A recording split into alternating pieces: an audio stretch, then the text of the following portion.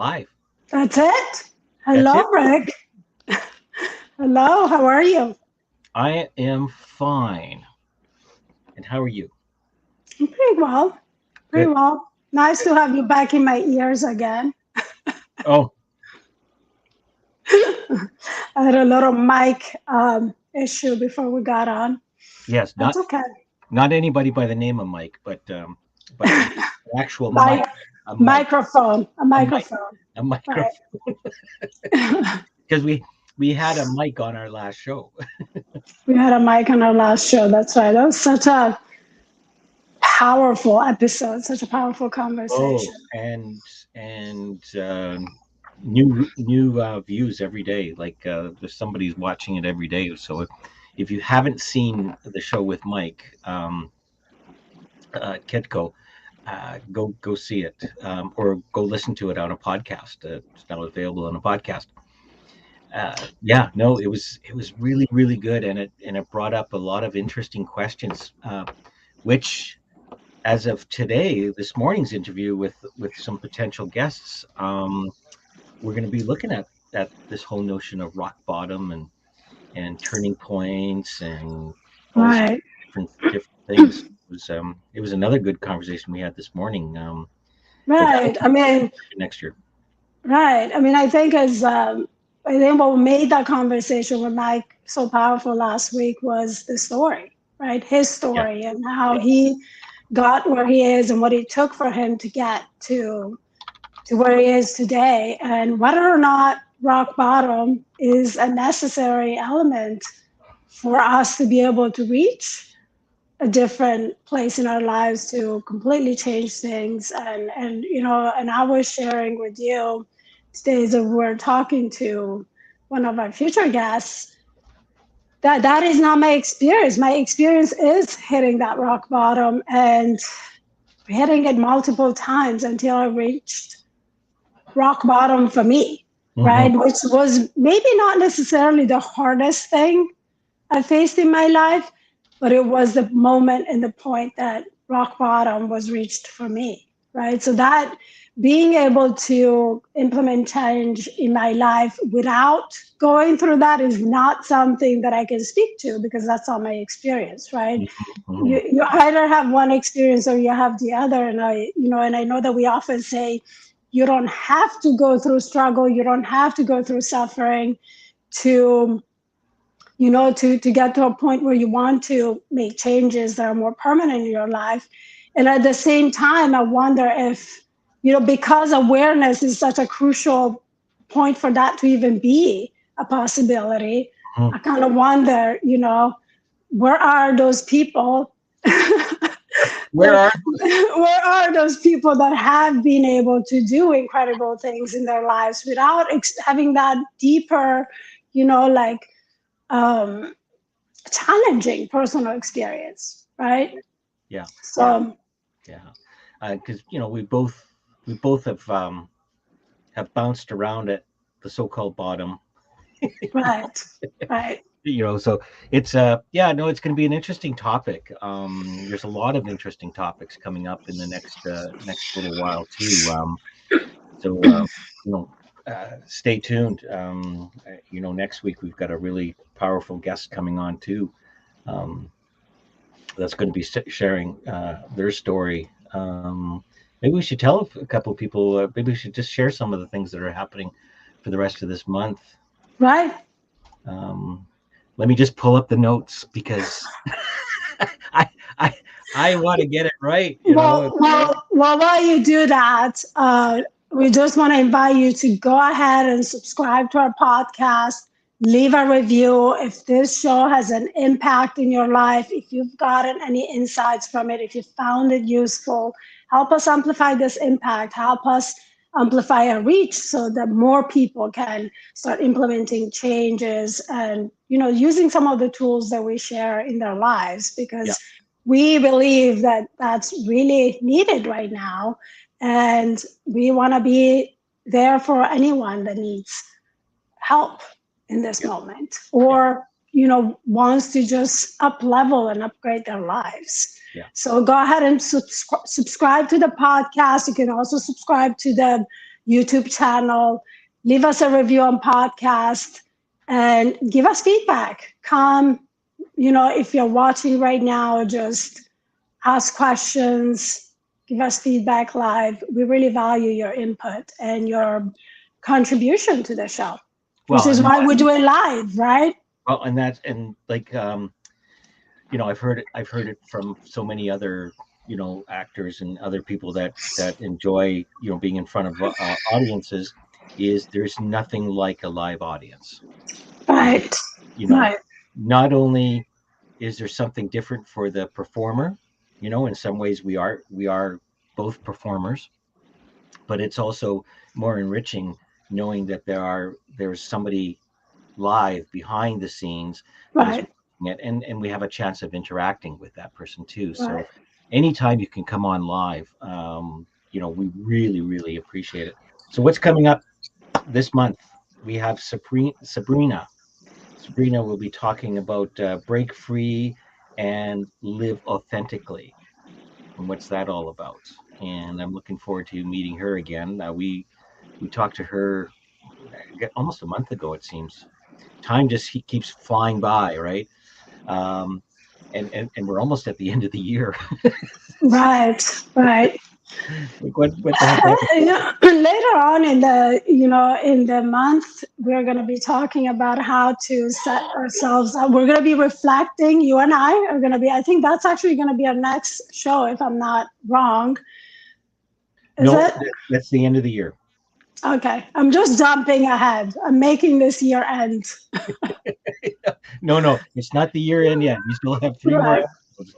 We have Ulrika, who's going to talk about her journey from being suicidal to a spiritual healer. Right.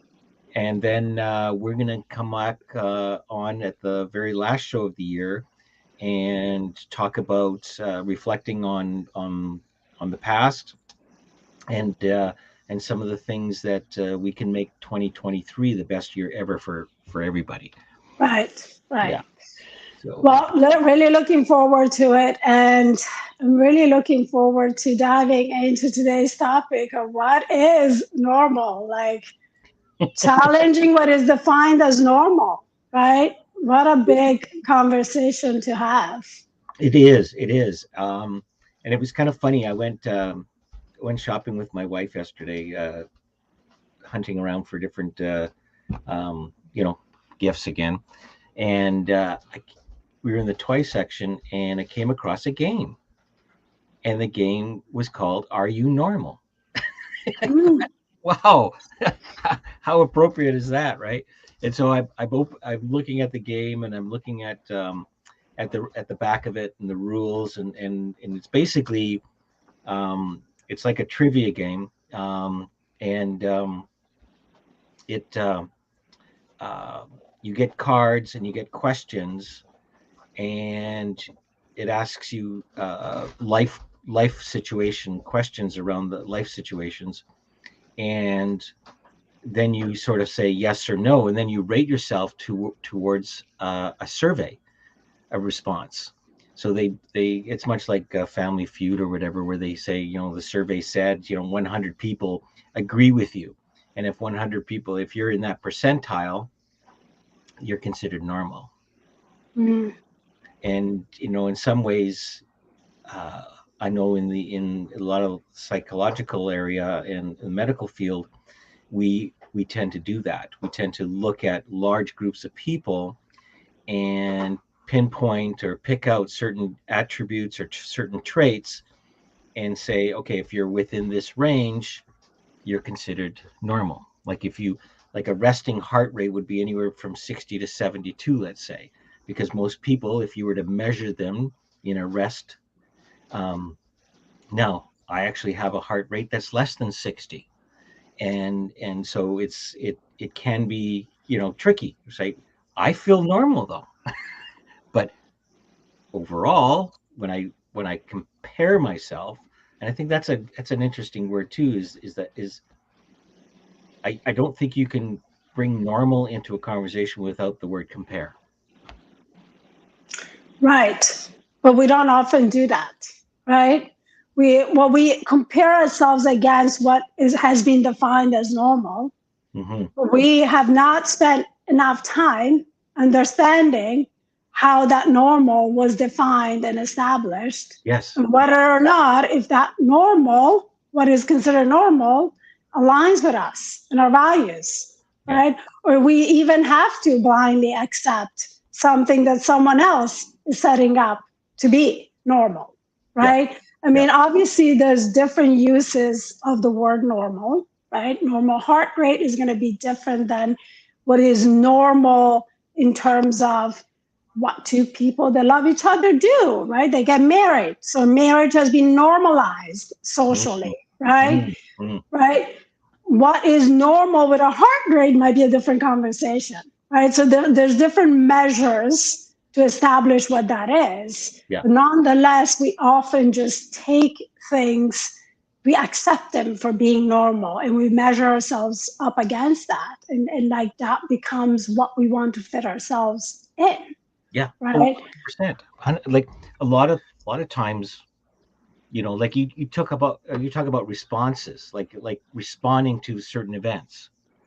You know, we all, because we're of our uniqueness, we do respond to events differently. So, and sometimes when we look at something like traumatic event or something that's you know, sad or whatever, you know, people say, well, that's just a normal response, or you're not having a normal response because you're not showing up the way they anticipate that to happen. So there's various things like that. So a lot of it again is comparing what what you feel you know about normal, and then what is actually happening in front of you. And Right. it can be tricky. It can be tricky. Well, it can especially be tricky when normal has been ingrained into your upbringing, right? And that normal, oftentimes, what's been normalized for us, you know, growing up in our family units and, you know, even in our schooling and society. Oh, schooling. Don't. Right. Yeah, let's not go there right now. As a mother of two children, but you know, like what's been ingrained in us through conditioning. Again, it's always about conditioning. It's not necessarily healthy, right? And so we often even normalize really toxic and unhealthy behaviors and standards, right? Because that's just ingrained in us through conditioning. I'll give you an example of something that's been really normalized in a city like New York City, right? A lot of people will even take pride in, right? They will wear it like a badge of honor. The grind, right? The grind is, you know, like we grind and we work hard and we don't take vacations. You know, it's like there are people that have normalized that to be the way to something to take pride in, right? Something that is, you know, like a place to aim for, right? Without really considering whether or not that's healthy, whether or not, like, where did that concept even come from? Yeah. Is it healthy to live that way, right? Well, you ask a really good question, you know, and I remember bringing it up at, you know, at a previous show last year sometime around rules and where did they come up? Where do we come up with these definitions of normal? Is a really good question because we do get trapped in it. I remember the first time Blackberries came around in the market, right? They, you know, it's like and every executive had to have a Blackberry, and then it almost became okay. So now we're texting each other, and now our workday went from, you know, a 10-hour day to a 12-hour day till working in the evenings because now people were easily accessible. Right.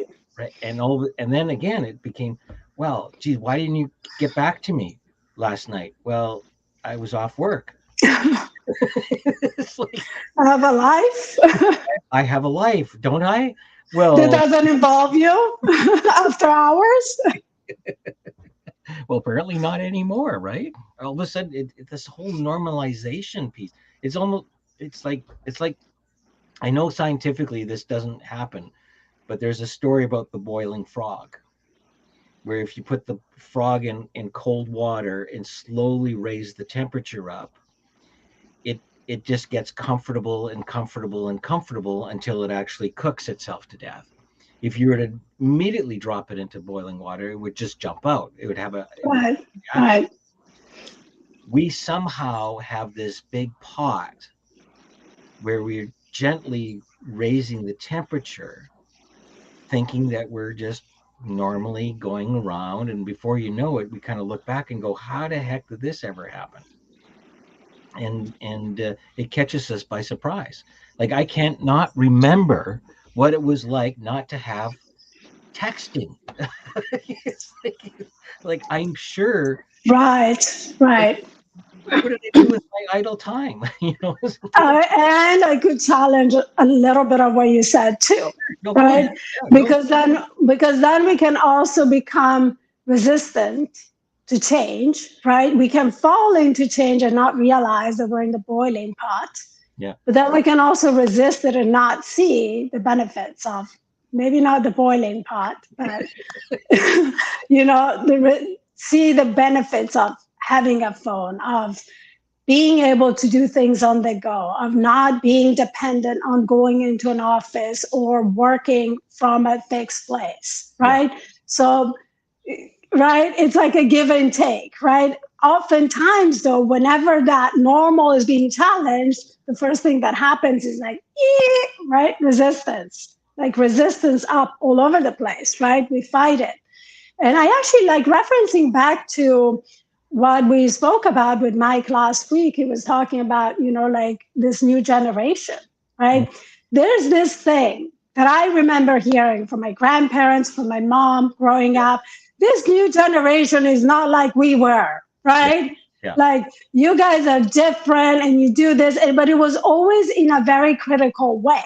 Yes. Right. And now here I am. I have two children. And I often found myself saying, this generation is not the way I was raised. Right. And the more I do work on myself and the more I realize it was quite toxic the way I was raised. So maybe it is a good thing that they're not being raised the way I was. Right. And so I really always caution people to even question that. Right. To question as things change, normal is not a fixed fate, It can't. right? It It can't. can be, No. right? So learning to like shift that and move that and adapt that and adjust that is very much a part of what a growth mindset and self evolution are about, right? 100%. Because if it wasn't for our innate resilience and our ability to adapt, we wouldn't be here today. So there's something within us, right? So the more we try and normalize things, I think we're putting a lid on our growth, our evolution. And Right. and the minute that we start getting into the trap of comparing what I am experiencing to a group of people out there, and then and when we compare it and going, well, they're doing it different, they're feeling different, they're saying it differently. If I view that as normal, then for me, I've got the angst that's coming up. I'm not normal now. And Right. if I'm not normal, now I know that there are a lot of people that take pride in the fact that they're not normal, right? The unconformists. But the point is that there's a feeling attached to that. Some people are very happy about that label, and other people are not. And when you're not happy with something, there's a lot of pain that's attached to it, and so you try and get normalized. How do I get normalized? Well, I can conform. I could bow to peer pressure, which I have done. You know, um, there's various other things. You start adapting or trying to control your outside world to try and be more normal. Right. It's a way of feeling that you belong, right? It's a way of feeling that you are accepted, right? Yeah, Because as soon as you go outside of what the norm is and what is normal, what is considered normal, then you are the outlier, right? You're the one that does, yes, yeah, that yeah, doesn't quite fit in. And so we kind of have a hard time with being singled out that way, right? With being the one that is not conforming, that is not the same as everybody else, right? But that is the very thing that helps shifting that normal, right? And there's actually normal, like feeling that you're like that you have that normal is actually a state that benefits us, right? Because it creates that comfort. Like once the acceptance, the intellectual acceptance comes around, then there's that comfort level, right? It's just that we sit in it forever. We never question it ever Well, again, maybe a little right? comfortable. We get too comfortable. Right. You know, and it, actually, a friend of our, I'll say a friend of the show, emailed me, and because when we he doesn't watch the show live, but he emailed me on his definition of normal. And I thought it was kind of an interesting definition, and I'm just going to put it in the chat if I can. Let's just see if I can do this. He's got it a normal, a repetitive event where the outcome is always the same. I thought that was interesting. I thought that was an interesting comment that he had, because that's what the psychologists, are looking towards, in school and various other things. They're looking at, okay, so what is the consensus of the room? Well, the consensus is that most people are paying attention through their Now you've got your outliers that are not paying attention. There's a wonderful movie that's floating around. I know it's on Apple TV, but it's called Medicating Normal. And it's about taking these individuals and putting them into a mindset through medication that conforms with the group dynamic. And like you were pointing out before, that's a slippery slope. So and who gets to decide if that is normal? I mean, again, right? Like oftentimes things are normalized for us without us like consciously choosing if something is acceptable to us or not. Like one example is I live in a family, I'm growing up where like beating the shit out of each other is okay. Right. So my concept of what is normal is going to be very different than someone who grew up in a family where expressing yourself through dialogue is more the norm, right? And, that oftentimes is very, very evident in circumstances, in social interactions, like even in schools, right? Where students come from different families, where things that are accepted in one family are completely unacceptable in other families, right? And that becomes more and more evident as the children grow up.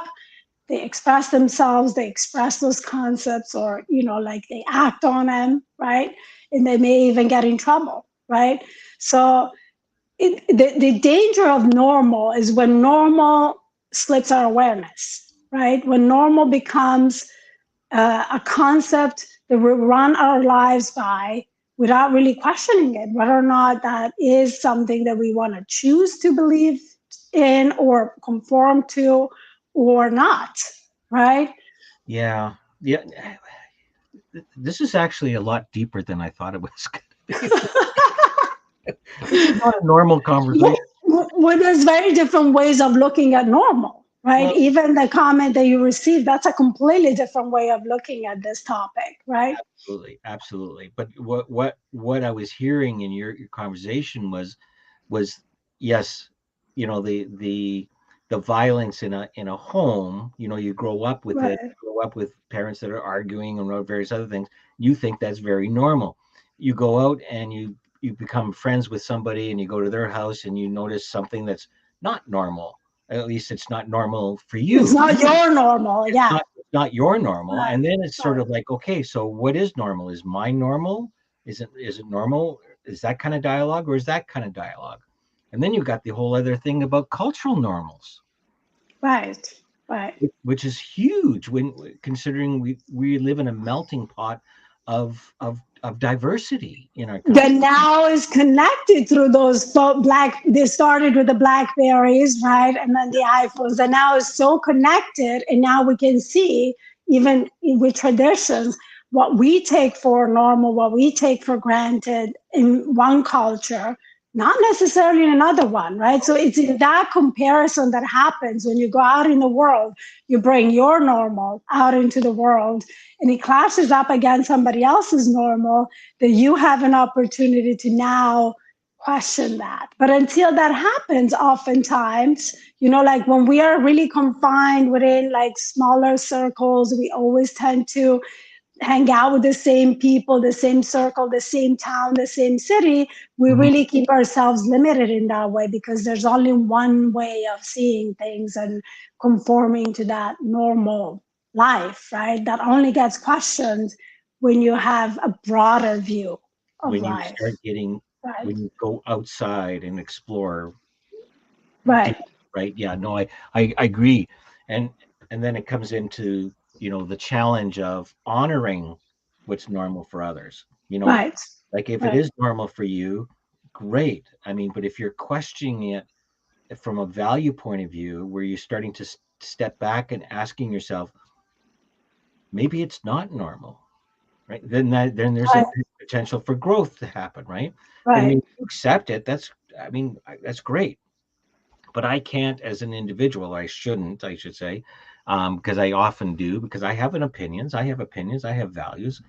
Um, that what you consider normal behavior, I might not. And if I start to make you wrong because of that, or that is wrong, and I have a better way, again, we're not growing together either. right. And that's within the clusters of our own lives, right? But on a social level, just think about how racism is normalized in some societies, like women being inferior for centuries, Oh, right? Was normalized. go to school. Still today, there are things ingrained for someone who's going through a divorce. Let me tell you, there are so many things ingrained in the law that normalize this disparity, Yeah. right? And they're accepted. It's the law. So what are we going to do about it? We just accept that's just the way it is, right? And it is not until you question it and you start doing that comparison with a different set of normal that now you can make a more conscious decision about, or you can at least become curious about why is it that I'm accepting this, or like and living by these rules. that's, I'm getting a little bit of goosebumps out of what you just said, because that point of questioning is Right. is leaning back towards what we talked about at the beginning of the show, and about rock bottom. Right, right. So When true. it's sort So of, true. the expression of the straw that broke the camel's back, Right, right? that right, one that one piece of information where you all of a sudden switch your thinking around, where it goes, you know what, this isn't acceptable anymore, this isn't normal anymore, this is not what I want anymore. right, right, And then, yes, now you're in for a ride. right. It's that thing that we call pattern interruption Yeah. in coaching, right? Because, like I said, for me, it really what I when I hit another bottom, let's say, it wasn't my rock bottom. When I think about it, I've had rock bottoms that were lower than that in my life, of Sure. tragic moments of my life where I lost my husband, I lost my dad. I had like some really terrible things happening. In a sense, that was my normal, right? But Mhm. I always was up against my own self, right? There was nobody else really involved in that picture. Yep. And for me, the bottom that changed everything was my divorce, because now I was left with facing this, and my kids were a part of it, right? So that was interrupted, that pattern of, well, when I hit my rock bottom, this is what I do. This is Mhm. how I go through that cycle, right? I come back up, but the way I was doing it was really, at times toxic, but also like, uh, just very painful, very painful, right? I would just like completely drop into it. And this time around, I didn't have that opportunity, right? Because I was here and I had to like be there for my children. So Yeah. yeah, it's really very much to me the moment that that normal gets challenged with something external, Mm-hmm. whether it's a conversation, whether it's being exposed to somebody else's way of life or values or culture, or it is something that now doesn't allow you to face things in the normal way, right? And that's when that pattern interruption happens in a way that you're like, wait a minute. I can't just like despair and be depressed and do all these things to cope that I used to do. Now I have to come up with something different, right? So that was my normal go-to way. I had no access to that, and I had to come up with something different. And that something different transformed my life, right? It was a more empowering, healthier way to go through it. Yeah, 100%. And I'm curious. I know you're still almost on the ends of your throes of the divorce side of things, but I'm curious, like, with the experiences that you had through that, you know, were you being challenged yourself through certain dialogue that, oh, it's just normal, this is just normal. Let me see. What can I say? Yes, every single minute of it. Yeah. Especially in a divorce where, like, honestly, it's not going to be your normal, right? It's going to be something that's imposed upon you by the law, right? Yeah. And when you start really seeing how it affects your life, right? And realizing that a lot of it's going to clash up against your own personal values, Hmm. right? That you're oftentimes not really being valued as a human being, but it's more about the laws that govern, Yeah. family law, and um, yes, I Yeah. had many, many, many moments where I felt like I was in a surreal scene of a really bad movie where I couldn't believe that I was at the mercy of laws and other people making decisions about my life. People Yeah. that didn't really know me personally or my children, I mean, we could have a whole show about this, right? And anyone who's been through a divorce can probably very much relate. Yeah, there were many, many instances. And of course, I'm a coach. So I just really step back from things and question things and observe behaviors and patterns. And like when words are being thrown around about,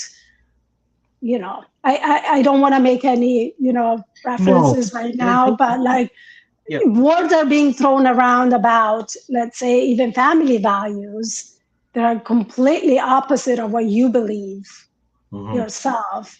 And you have to just sit there and listen to that.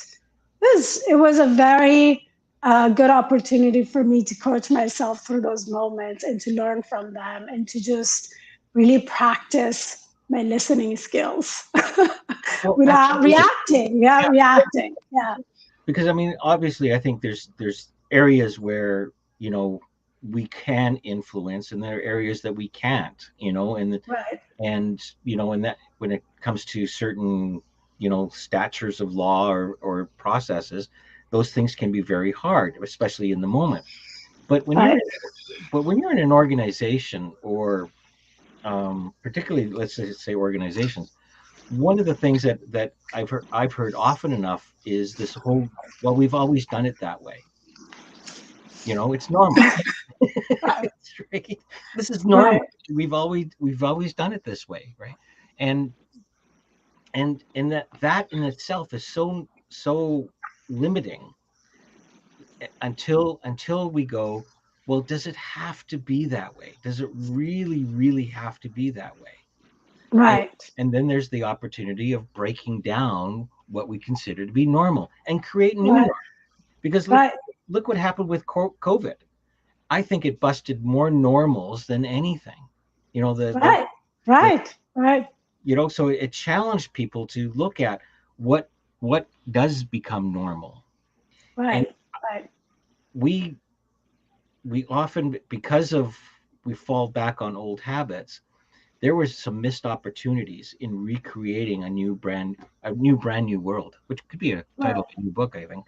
But Right. it's like we're a brave new world. When are you writing it, Rick? I don't know. Maybe next year's impossible project, but there's missed opportunities in that because Right. people want to get back to normal. Because what you pointed out to in the beginning was that there's something comfortable about that. We get to Right. ride on the carpet of normal, right? Right. We get Right. to snuggle up in it, and yet we won't open ourselves up for failure. Is this what we're afraid of? Well, because it's been normalized that failure is bad, that failure means rejection, failure means that you're not good enough, that you Oh, don't know what you're oh, doing, oh! right? Hit me hard. Right. That's what failure means often to Yeah, us. But if you have a growth mindset, then you look at failure as feedback. It's feedback. that's all it This is. is not quite working. Let me just try something different. Yeah. That's it. That's all there is to it. There's nothing that you just figure out waking up in the morning and you do it right all the way through. If you're creating a business, especially, right? So a business is created by like trial and error. Everything has been created that way. Any Absolutely. invention, anything, Yeah. right? I mean, I would even say human beings. You got to learn a little bit how to make a human being before you make the human being, right? Those trial and error in that too, right? We're all So, we're all trial and errors, right? right. But also think about going back to laws, because I think laws, in a sense, have this responsibility of keeping us there even when things don't work, and like the bureaucracy behind it and the politics of changing something, right? But just think about a few years ago, it was normal to throw in jail people and leave them there for the rest of their lives for possessing marijuana. Yeah. And now it's normal to go to the store next door and buy some and smoke it out in the streets because now it's legal, right? Yeah. We firmly believe that was really terrible for everyone. I mean, I didn't, but some people did, right? So look how normal also shifts, right? And there Yeah. was a lot of backlash around it. There was a lot of resistance, and eventually progress won. And progress always wins because eventually that thing's there, set in stone, and you don't want to let it change. It's going to crack. It's just not going to keep up with times. So I mean that's an interesting scenario because the reason why I feel it changed was because the pendulum of thinking changed, right? Right, So politics, right? The purpose of a politician is to get reelected. That's right, purpose. And right, so part of that is to, what is the majority, leaning towards. So if you're always addressing the leaning of the majority, so if the majority says, you know what, we want to free up laws around this doesn't seem right, sounds reasonable, whatever, and we'll change the law. That becomes a new normal, right? Before, like you were pointing out before, the new normal used to be, no, you're going to go in jail for a while. right. But then, what was in between that, right? So the politician is the way, right? But the awareness was raised because there was more knowledge around the benefits of it, right? The research that went behind it, and Well, right, the pendulum had to, right? There has to be right, there, whether you call it a rock bottom or a bottom or a turning point. right, There is a turning point for everything. There was a turning right, point where somebody said, you know what? I think washing hands will save lives during surgery. Right? right, There's there's right, there's kind of a turning point where right, somebody or a couple of people or whoever it takes. We talk about this collective um, synergy amongst that turns people around 180 degrees to go into a different direction. And, right. you know, because there are a lot of norms that we consider today cruelty. Right, right. And you know what? It always is about being curious and questioning things, right? It's And being questioning afraid what to is lose your normal. I mean, it is like questioning what is normal that allows anything to ever change. At some point, someone came in, whether it was with the research, whether it was like by women saying, look, we're no longer staying home with kids, raising them, we're also working. Yeah. Our needs are different, right? It's always someone that comes in and questions things, right? Yeah. And when you question things, you have an opportunity to make a decision based on what you believe, what fits you, what aligns with you, right? Yeah. Because what is normal today may not be normal tomorrow, right? May not be in your best interest tomorrow. And so that normal may shift. Yeah. But we just love to keep that normal in place, label things as normal, not normal, and run with it. Because that, frankly, it's the comfort zone, right? So what would a world look like if we dropped the labeled normal? It would look unique, would, right? would there be chaos?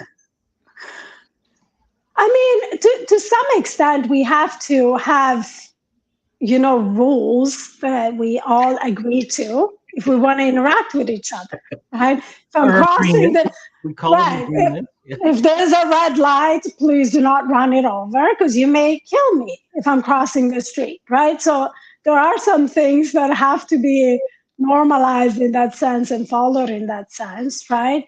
But that's an easy one to question.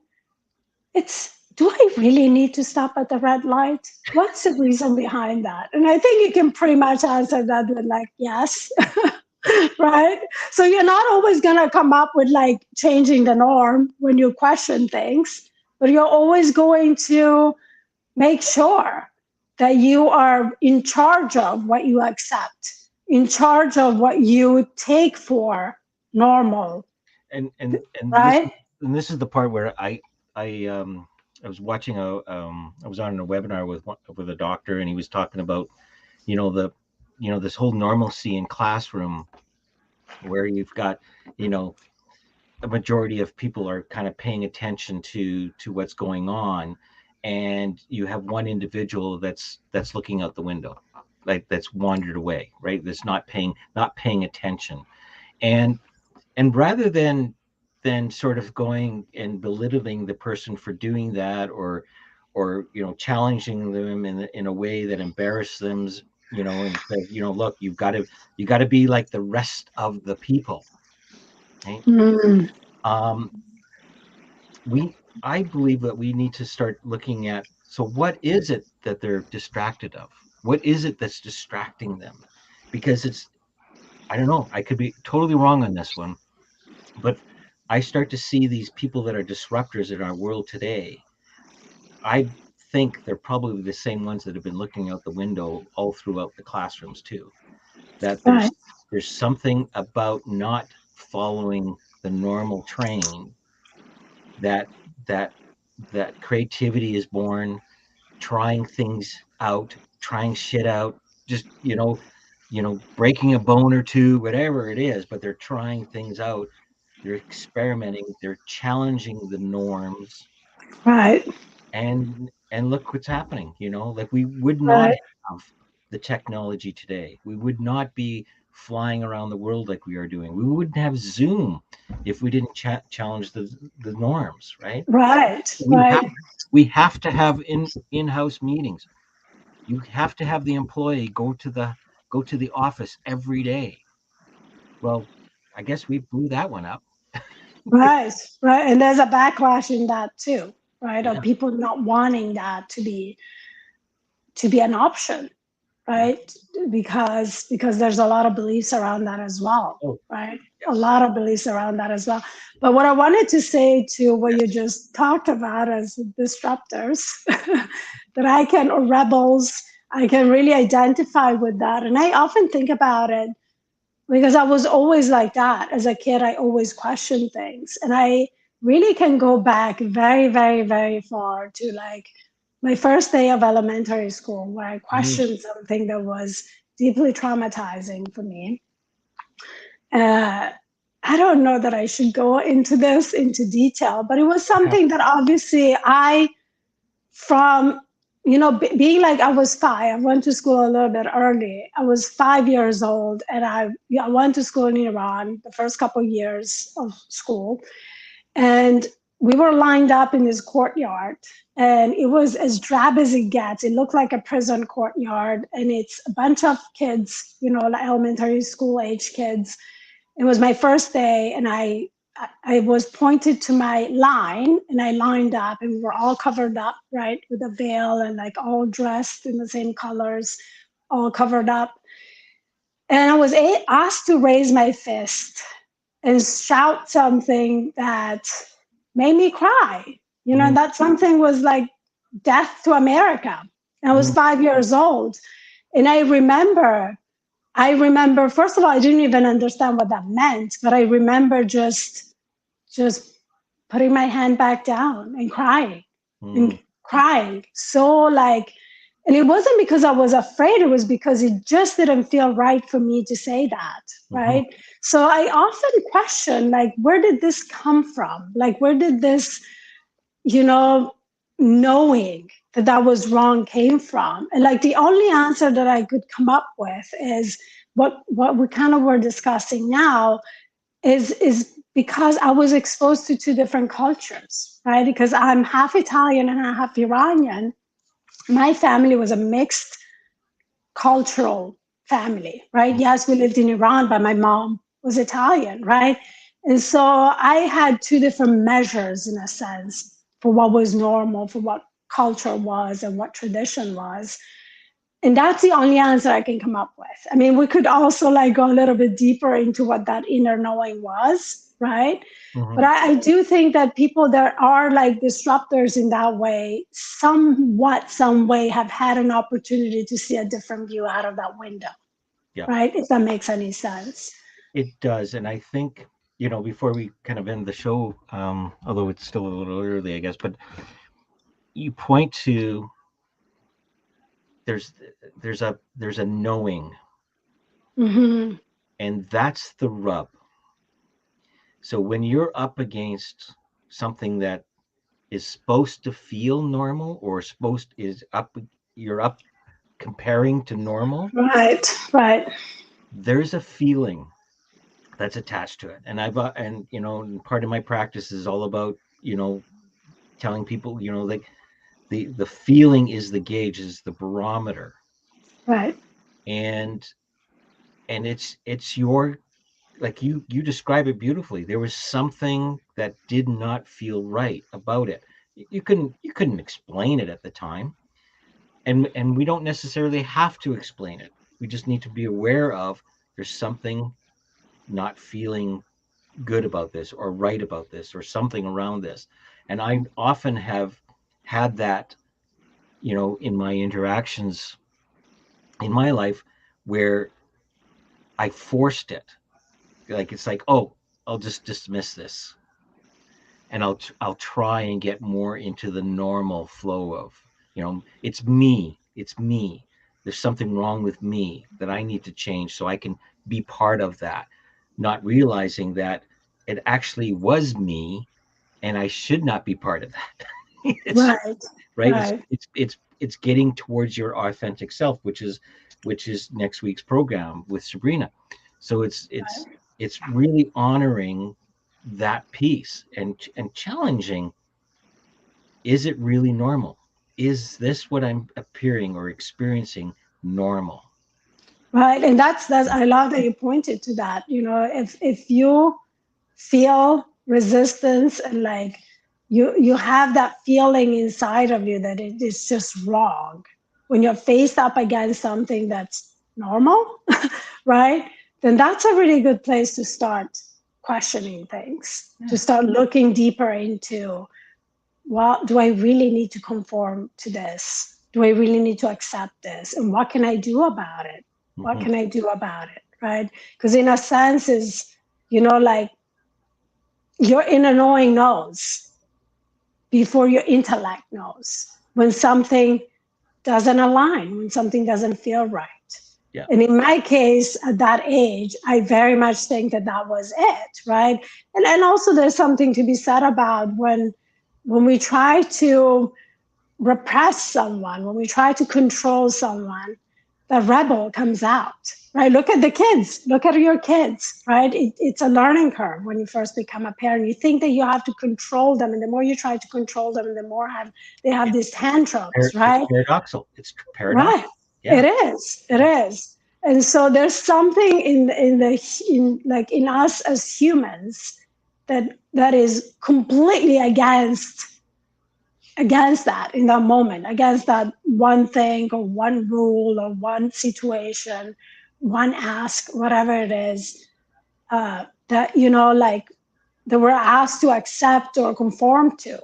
And I would say, to give another example to people, it's like, how many things do we accept for being normal? Like that you go to work and, again, New York City, working 12 hours instead of the 8 hours is normal, right? And then you're burned out and you hate your job and you're unhappy and miserable and all you do is binge on Netflix to numb your brain. And that's all in the name of normal, right? Is it really worth conforming to normal? I guess that's what I would like to leave everyone with. Ask yourself, is it worth conforming to normal for me? Like, what's the price we're paying? What is the price? We all Right. pay a price. We all pay a price. Yeah. And some of us will pay a higher price than what we planned on, right? Yeah, depending on how long you let it go, right? Yeah. Right. I hope we haven't depressed anybody about that. There is a rainbow at the end of this. That what's coming to mind now is also like, is it like the trying to fit something within normal that's wrong, or is it what we make normal that's wrong, right? We could be talking forever about this, but we're going to leave you with that question at this point. So we labeled it right. This topic is challenging what is defined as normal, and As normal, right? even during this episode, there was so many different meanings that were put towards that, and what do we do with that? And so it's back again. Question. Everything, and again, Yeah. it points to the limitation of labels. One label, a gazillion different meanings, right? Totally. I well, you've got young kids, and I had young kids, and now I have young grandkids. I kind of, with this conversation that we're talking about, and some of the previous ones, I miss the why questions. I miss the childlike curiosity. Right. Uh, Right. why do I have to go to bed at 8 o'clock? Can I right? You know why you miss it? Because that's not your normal, Rick. And I'm out of that too, because my kids are a little bit older than that. But like, I remember, like, I'll see moms with younger kids, and then I'm like, oh yeah, she's got to do those diaper changes and the naps and the tantrums and the fights to get dressed and the nose Frida. And do you know what nose Frida is? Do you even know what nose Frida is? I've never heard of that. It's a tube that you put in your child's nose and you suck up. No way. No. Oh, God. Okay, that's a soundbite. That's a soundbite. Like, no way. Hey, you get used to it. It becomes normal, Rick. Okay. It doesn't actually come in your mouth, but that's how you do it. Okay, stop. Oh man, thanks for that. Thank you for that. Shall we end the show on this Totally. last note of Nose Frida? And we're not getting paid for advertising Nose Frida, but it was very useful as a mother when my kids had multiple colds. Sometimes it felt like in the same day. Well, we have suction bulbs. That does not work as well. any parent listening would swear by Nose Frida or all the other, brands. They function similarly. With the parents sucking the snot. Oh, no. All right, everyone. Off topic, but so on topic as usual, because such is life, right? Such is life. Such is a normal life. A normal life, right? Imagine Nose Frida is normal for some parents right now. In this moment, they're using it. Oh dear. All right. Hey, you take care. You too. And everyone, go to our podcast, subscribe, and leave us a review. Subscribe to our YouTube channel and point your fingers towards our show if you find it useful. And, reach out to us, ask us questions, give us your feedback. We love hearing from you. Come back next week. You're really going to be delighted with Sabrina. She's a wonderful lady and really important topic, too. Right. All right. Amazing. I'm going to go now.